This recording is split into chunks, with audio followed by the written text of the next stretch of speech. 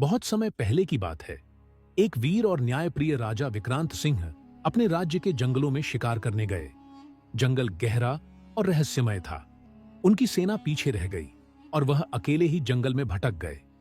तभी अचानक उन्हें एक रहस्यमयी आवाज सुनाई दी जो कह रही थी, राजा विक्रांत, तुम मेरी मदद कर सकते हो।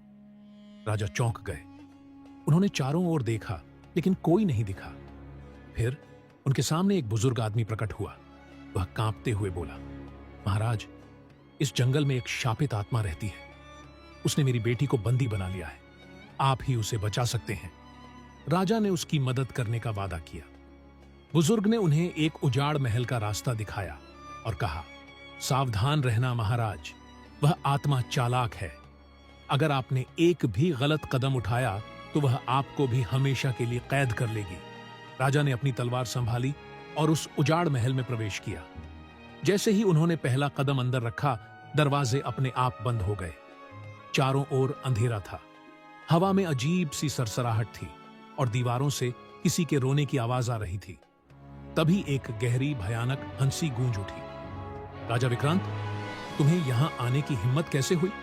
क्या तुम्हें अपनी जान की परवाह नहीं? राजा ने कहा, मैं यहां निर्दोष को बचाने आया हूं। तुम जो भी हो, सामने आओ। अचानक एक भूतिया आकृति सामने आई। उसकी आंखें जलती हुई लाल थीं और उसके चारों ओर एक अजीब सी रोशनी फैली हुई थी।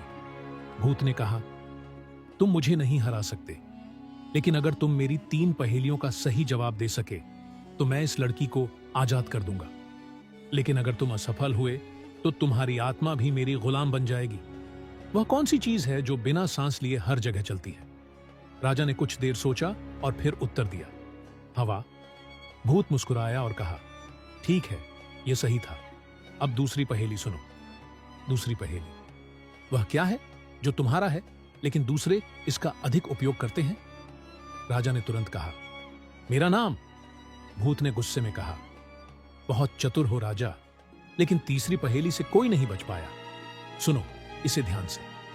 एक ऐसी चीज बताओ जो कभी खत्म नहीं होती लेकिन जिसे तुम देख नहीं सकते। राजा ने गहराई से सोचा।